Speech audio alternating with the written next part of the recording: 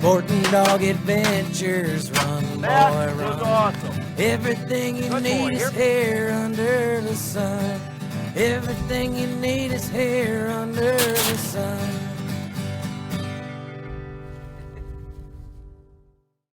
The Sporting Dog Adventures podcast is proudly brought to you by Soggy Acres Retrievers. Whether you're looking for a black, yellow, or chocolate Labrador Retriever puppy, please check out our website for more information at www.soggyacres.com. You can also email Jeff at sportingdogtv@gmail.com or call 262-215-9683. And remember, everyone deserves a Soggy dog. Hey, welcome to the Sporting Dog Adventures podcast. I'm your host, Jeff Fuller, and I'm here with the one, the only, Shawn Wozniak of MEC Outdoors. Thanks for having me, Jeff. Shawn and I were just out and checking out some duck spots, hoping that we get to shoot at a few this week. The one thing I can say is that when you are going to go out duck hunting, if you take someone along that sells products that make you better at shooting, they're quite critical of you. You know, there's always room for improvement, and that's why I enjoy hunting with you, because there's always room for improvement. See, but the nice thing is, when I had the TV show, I never missed. There was a lot of editing that went into that, though. It's kind of like creative writing, you know? You sell the story that you want, which is that you are the best shot ever. And, you know, I'm not a bad shot, but absolutely, there's always room for improvement. For sure. You know, in practice, and then, you know, if you don't practice, it shows in the field. So when we look at practice, that's what I wanted to talk about. We can talk about how things have changed, honestly, in the world. When you are in an area like we have here in Wisconsin, you can join clubs and you can go and shoot sporting clays. Some clubs will be open, quite expensive to go shoot around, but you can go if you're not a member. Ultimately, if you have a little bit of property now, you can own the same products they have at those clubs for your backyard. For sure. No, MEC Outdoors, we offer a wide range of clay target machines. Basically, our backyard machine, which would be 135 target capacity, that would be ideal for you. And I know you have one. Two. Okay. It didn't show today when we were shooting, but okay. Well, you know. but on a serious note, our smaller club personal use machine, that has been the go-to for practicing in the backyard if you can't get to a range or a club or in that regard. And it's nice. I think I've got the 100 and the 200. I've got two models. Mm-hmm. One holds more, but they're on a cart with wheels. It's like a little trailer. You can put the hook up to your side-by-side, your four-wheeler, to your vehicle, whatever you want to do. And then it's got the battery on it that's mounted and straps down, and you can fill it up and take it wherever you want to go. So if you've got an area that's back in a property where there's more room, you can take it there. If you want to have a presentation in a woods because you're into grouse hunting and you've got heavier cover, you can actually get an area cleared out there and you can shoot there. You've got ponds, you can shoot over there. I mean, it's cool because you can give yourself that same presentation that you're going to get when you're out on the hunt. You can definitely simulate the hunt and utilize the equipment to do so, for sure. So now we'll talk a little forecast here, not on my shooting, but on duck hunting. The last couple of years in Wisconsin have been pretty rough, at least here in our area, because we haven't had water. And this year, the water's not high, but there's water. So there are a few birds around. Again, Wisconsin's probably not the mecca of duck hunting. We never have great hunts, but it's just nice because you get to get out and hang out with your friends and go shoot. I think this year should be pretty solid as far as for the whole state. It seems like there's a good number of local birds. I'm just a little worried about the warm weather, that things are going to get a push later when you and I are both deer hunting. Probably, and based on the forecast, and obviously opening this weekend, it's going to be warm and it'll cool down a little bit, but warm back up. That is a worrisome thing. Yeah, I mean, we're going to be shooting a lot of teal this weekend if we get birds. Definitely, we'll have wood ducks still around.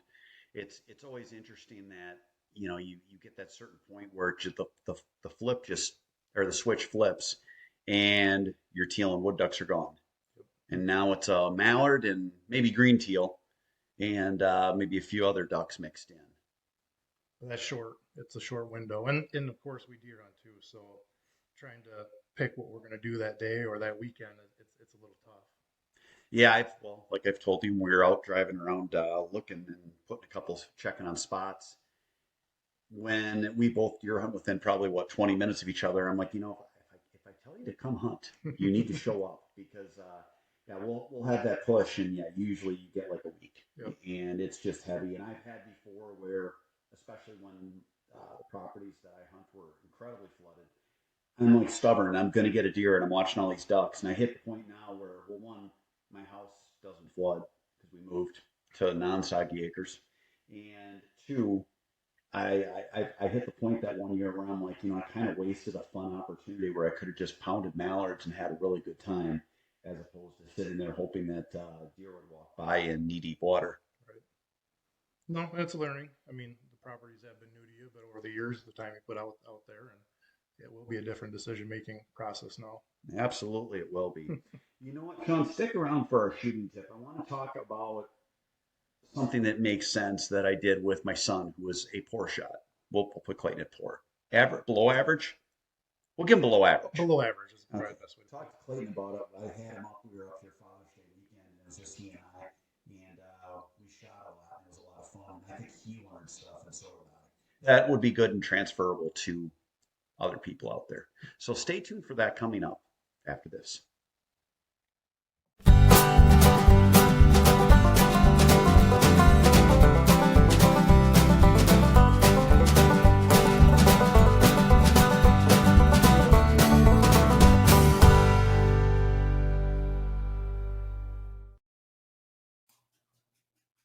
If you love the shooting sports like I do, you need to check out our friends at MEC Outdoors. They have fantastic products, whether you're looking at shot shell or metallic reloading, or you want to get yourself a clay thrower so you can practice up for the season. For more information, check out their website at mecoutdoors.com. Welcome to Boucher in Janesville, where customer service is our #1 priority. Our customers come back to us because of the experience that we provide for them. We're here to make sure that we find you the right car, one that fits your budget, and do so in a timely manner. When we say we ride with you every mile, it means we care about you and how you are treated. Estamos con personal que habla español en los departamentos de servicio y venta. Our certified technicians are here to help you with all your service needs. Visit us today at boucher.com. At Boucher, we ride with you every mile. Hey, welcome back to the show. Shawn, I want to talk about something that I think will probably make sense to you. You've seen Clayton shoot. I have. So, the boy he struggles at times. He gets in his own head. And he wanted to set up different presentations with the thrower. And I made him only shoot at straightaways. And my point to him was, get good at the easy shots. Because when you're duck hunting, especially if you're doing it right, the birds are working, your first shot's going to be an easy shot. You're going to have the birds coming right in at you. And then after that, your Hail Marys are going to be where you're not leading them enough and you're swearing because you're shooting behind them. So I worked with him on the straightaways. I actually tried also, I bought a cool double barrel shotgun and I was shooting with that. That I was not good with. It didn't have a raised sight on it. So it was a lot lower. So yeah, I was trying to do that. Had to prove a point to him. Used his gun as he was hitting like 50%, and he was laughing because I was hitting 50%, and he said he was as good as me. Mm-hmm. So then I used an actual gun that had a raised rib, and I was 10 for 10. And I'm like, when you get 10 for 10, then we can move on and have these other shots. What are some common mistakes you think people make when they buy a machine and they hit this point and they're like, I'm gonna go practice?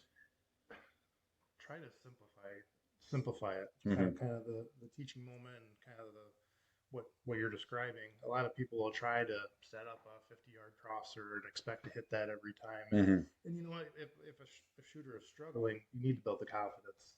And then once that confidence keeps building, then you change the presentation a little bit harder. Mm-hmm. I mean, we all been through it. Like we've all had bad days in the blind. Where I have days where it's in my head, and I'm like, I don't think I could hit the broadside of a barn. I've been with you on those days, and some new verbiage was used. And yes, I still do remember that duck hunt or the goose hunt that we had on the golf course. where 3 came in and I shot 3 times and dropped 3 birds. So there was, and you were there to witness that. I was. Not that the camera guy filmed it. He did not. No. I thought he scared him, to be honest. The camera guy or the birds? The birds. Oh, okay. Well, they died from fright, so that was okay. That was still fun. Golf course hunting. If you ever want to do a fun hunt, you go to Pierce, South Dakota, and you can hunt at the golf course. Maybe they don't do it anymore. There are a lot of houses around. Well, it was more management hunt. Yes. That was it was interesting, if nothing else. So no, going back to the story, just simplify everything, build confidence, and as you progress and you keep building that confidence, that's going to transfer to a hunting situation or when you're in the blind. So, and understand why you miss. I mean, honestly, when I'm in my head, I don't know why I'm missing. Mm-hmm. And my problem I have is I look over the sight waiting for the bird to drop, and at that point, your barrel is not like this. Your barrel is like this. You're shooting over everything. So I'll actually, if I'm struggling, even if I think that I'm staying on target and I'm still missing when birds are coming in straight, I'll actually shoot under them because I kind of understand what my weakness is and how to go. And the other weakness side is turning into my shoulder as opposed to going away. So it's understanding, I guess, if you shoot enough, where your weaknesses are and kind of how to compensate. For sure. Not that you have weaknesses. I do. That's where I was heading. I'm not perfect. I peak a lot. So, after that first shot, and then you're trying to find that next bird, next target, I start to peak, and then you're more rushing versus just slowing down, going through the motion, and then just making your accurate shots. I remember in Louisiana, where they obviously have a lot more ducks. We would go down there for teal season, which the crazy thing is we're shooting teal here, and their teal season's open. And they would talk about their migrations coming in. It was like 90 degrees. And it's like, these little shits actually migrate when it's that warm. And they do. Obviously, nature tells them to go. And I still wish someone could explain to me how the green wing, which is this tiny little bumblebee-sized bird, migrates after the bigger blue teal. Doesn't make sense to me. But it's interesting because when you're dealing with when you're dealing with all these birds down there, they would always say, pick one bird. And I tell people that. I'm like, don't flock shoot. If they're leaving, you can flock shoot. If they're heading out at 30 yards, you've got a bigger pattern. But yeah, when they come in, man, if you flock shoot, I've had more times where I shot and went, how the hell did I miss? Right. No, that's another good lesson too, because you have the excitement, you got the birds working, and if you got multiple birds coming in, a lot of times I've done it too, where hey, I'm going to shoot in the middle or try to get a couple, and then you just basically miss and you lost your opportunity. So there's a shooting tip for the day. We're going to have a dog tip next that's going to be hunting related. So we're going to have Shawn hang out with that, and we will talk about that coming up after this.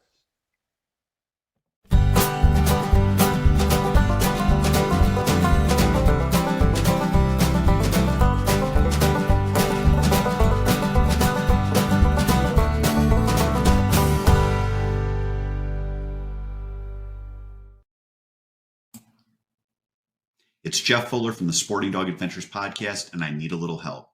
Please stop what you're doing and give us a 5-star rating. Follow us on the platform you're on. Give us a thumbs up. And above all, share our podcast with your friends and family. Our podcast will grow even more, and we can get more people involved in the sport we love with dogs in the field. The Sporting Dog Adventures podcast is proudly brought to you by Soggy Acres Retrievers. Whether you're looking for a black, yellow, or chocolate Labrador Retriever puppy, please check out our website for more information at www.soggyacres.com. You can also email Jeff at sportingdogtv@gmail.com or call 262-215-9683. And remember, everyone deserves a Soggy dog. Hey, welcome back to the show. So for the last part of the show, we're talking about practice. We're talking about what's important. We're talking about shooting, especially early when the birds are thick and they're coming in and they're all working. Have your dogs steady. I mean, Shawn has hunted with me. It's funny because the biggest critique that I would get when I had my television show was your birds break, your dogs break on shot occasionally. And I was always like, yeah, you're right, absolutely. But I also started hunting in August and ended hunting in February. that gives a hell of a lot of time for a dog to get loose. I mean, where you don't have them where they need to be. So have your dogs so that they're completely under control, so that, like this weekend, we're going to down a bunch of birds. There's going to be more birds coming. And if you can keep your dog in, you're going to get more birds that way. So, I mean, Shawn, you've been out there. How many times have you been frustrated where someone has a dog where they either break at shot, break when a bird hits the water, or even break before? It's happened quite often, you know, and it's very frustrating. The amount of work you put into your spread. You get up early. That first flight is usually your best flight. Yeah, I call it the stupid hour. Yeah. And it's usually about a stupid 45 minutes usually. Yep. So, and if things are not working or the group's not working together, or if you have a dog not being obedient, it rolls out to the rest of the group and it becomes not fun. Correct. Yeah. Frustrating is the best way to put it. Yeah, and I always tell people another good tip: when you have a dog along, don't shoot when they're on the water. If you have one person, it's their dog, and they can safely dispatch a bird that's still swimming, that's fine. But you don't want to get multiple people in where people are starting to shoot on the water when the dog is out there working. It's just not safe. It is no bird's worth it. So look at your dog as a conservation tool. Look at your dog as a partner. Get them out there. Get them ready before the season. And if you hit an issue where you see it, fix it. Not while you're out hunting, but once you get back home, and then don't take them out again unless they're actually fixed. Shawn, opening day is 2 days away. Our forecast is, I think it'll be a moderately good hunt. I think so too. Not a fantastic one like some of the hunts we've had in Canada. I still remember we had one where in 2 different sequences, I was going to pick up a bird that fell behind us, and I watched birds come in, and I watched Shawn dunk 4 birds in 3 shots, and then Shawn was filled. He was done. I got in the blind, and I got ready, and I think I needed 3 birds, and I got 3 birds in 2 shots. Yep. That was cool. To get that on camera, that was, where were we, Saskatchewan? Saskatchewan. Yeah, to get that on camera was pretty neat, but it's just a neat experience overall. So stay safe, enjoy hunting. Hope everyone has a great season. Shawn, thanks for coming on to the show. Thanks, Jeff. Have a great week, everyone, and God bless.